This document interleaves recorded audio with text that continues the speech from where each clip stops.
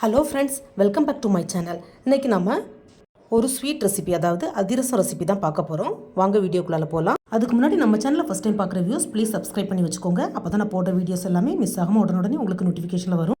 இந்த தீபாவளிக்கு அம்மா ஊரில் பண்ண அதிரச வீடியோ தான் நான் உங்களோட ஷேர் பண்ணியிருக்கேன். அதிரசம் பண்ணுறதுக்கு தேவையான அளவு பச்சரிசியை 3 to 4 hours நல்ல தண்ணியில் ஊற வச்சு எடுத்துக்கோங்க. எனக்கு பச்சரிசியை தண்ணியில் ஊற வைக்கிற வீடியோ எப்படியோ மிஸ் ஆயிடுச்சு. ஊறின பச்சரிசியை கொஞ்சம் நேரம் துணியில் காய போட்டு எடுத்துக்கோங்க. அதுக்குன்னு அரிசியை வெயில் எதுவும் காய வைக்க வேண்டாம். ஜஸ்ட் அதில் உள்ள ஈரம் போனால் போதும். அரிசியில் உள்ள ஈரம் போனதும் நம்ம அதை இப்போ மிக்ஸி ஜாரில் சேர்த்துக்கலாம். இந்த அரிசியை இப்போ நல்லா ஃபைன் பவுடராக பொடிச்சு எடுத்துக்கலாம். பொடிச்ச அரிசியை அரிப்பு, அதாவது ஜல்லடையில் போட்டு நல்லா அரிச்சு எடுத்துக்கலாம். ஃப்ரெண்ட்ஸ், பொடிச்ச அரிசியை ஸ்கிப் பண்ணாமல் ஜல்லடையில் போட்டு நல்லா அரிச்சு எடுத்துக்கோங்க. அப்போ தான் நமக்கு அதிரசம் நல்லா வரும். இந்த அதிரசம் பண்ணுறதுக்கு அரிசி மாவு பக்கம் நமக்கு சரியாக வரலைன்னா எண்ணெயில் போட்டதும் அவ்வளவுமே உருந்து போயிடும். ஸோ அதை மட்டும் கொஞ்சம் கவனமாக பார்த்துக்கோங்க ஃப்ரெண்ட்ஸ். அரிசி அரிக்கும் போது திப்பி, அதாவது கப்பி அதிகமாக வந்துன்னா திரும்ப மிக்சியில் போட்டு கூட அடித்து நம்ம அரிச்சு எடுத்துக்கலாம்.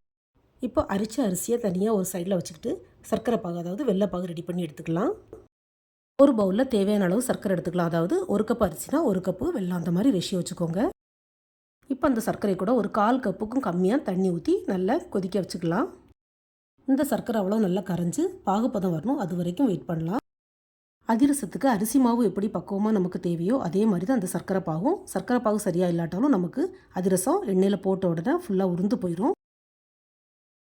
இப்போ சர்க்கரை பாகு ரெடி ஆகிட்டு என்னுடைய அம்மா கையில் தொட்டு பார்க்க மாட்டாங்க. இந்த மாதிரி கரண்டியில் எடுத்து பார்க்கும்போது ரெட்டை சுழி வரணும், அதுதான் சரியான பக்குவம். ஸோ நானும் அதே தான் ஃபாலோ பண்ணுவேன். இந்த ஸ்டேஜில் கொஞ்சம் ஏலக்காவும் சுக்கும் பொடிச்சு சேர்த்துக்கலாம். சுக்கு ஸ்கிப் பண்ணாமல் ஆட் பண்ணிக்கோங்க ஃப்ரெண்ட்ஸ், அப்போ தான் ஃப்ளேவர் நல்லாயிருக்கும்.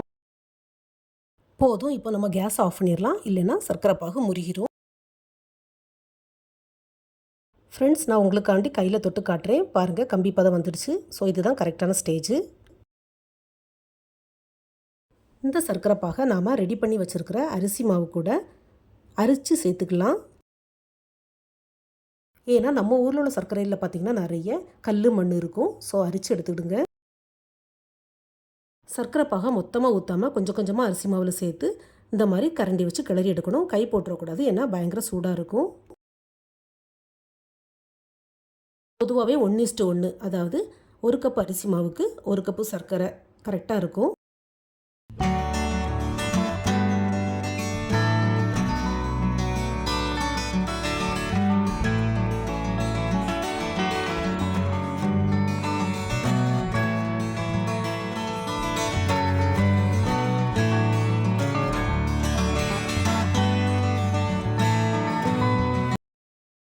மாவை இந்த மாதிரி நல்லா மிக்ஸ் பண்ணி வச்சுக்கணும்.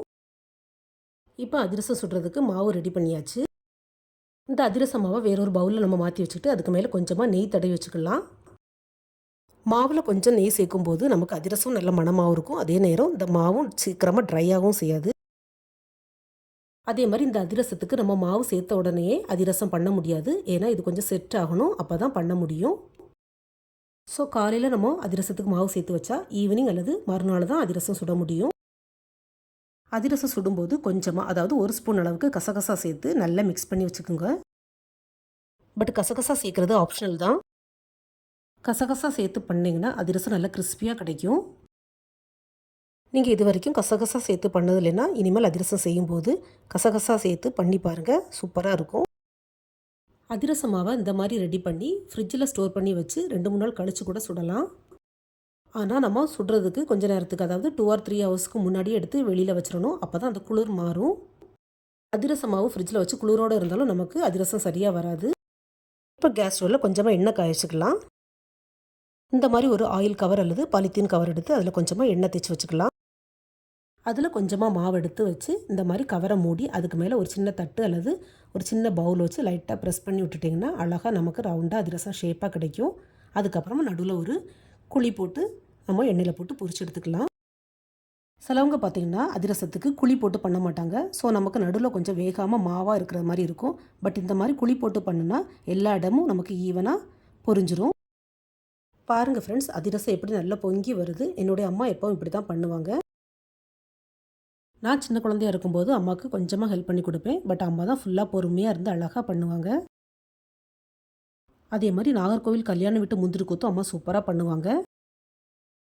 முடிஞ்சால் முந்திரி கொத்து வீடியோவும் அம்மாட்ட பண்ண சொல்லி கேட்டு நான் உங்களுக்கு அப்லோட் பண்ணுறேன். என்னுடைய சேனலில் போய் செக் பண்ணி பார்த்துக்கோங்க ஃப்ரெண்ட்ஸ். அம்மா ஃபஸ்ட்டு ஒன்றே ஒன்று போட்டு எப்படி வருதுன்னு செக் பண்ணி பார்த்துக்கிட்டு அதுக்கப்புறமா நிறைய போட்டு பண்ணி எடுத்தாங்க. அதே மாதிரி கொஞ்சமாக எண்ணெயில் கொஞ்சம் கொஞ்சமாக, அதாவது 2-3 போட்டு தான் அம்மா பொரிச்சு எடுத்தாங்க. ஸோ சூப்பராக பொங்கி அழகாக வந்தது குண்டு குண்டாக. ஸோ அதிரசத்தை பொறுத்த வரையிலையும் நமக்கு அரிசி மாவு அப்புறம் சர்க்கரை பாகு கரெக்டாக பக்குவமாக இருந்தால் தான் இந்த மாதிரி குண்டு குண்டாக அதிரசம் கிடைக்கும். அதிரசம் எண்ணெய் சட்டியில் இருக்கும்போதே நமக்கு சாப்பிடணும் போல் இருக்குதுல்ல. என்னை பொறுத்தவரையிலையும் இந்த அதிரசம் ரொம்பவே ஈஸியான பட் கொஞ்சம் ரிஸ்க்கான வேலைன்னு சொல்லலாம். அதிரசம் எண்ணெயும் அவ்வளோவா குடிக்கலை. இப்போ அவ்வளோ அதிரசத்தையும் அம்மா சுட்டு எடுத்தாச்சு.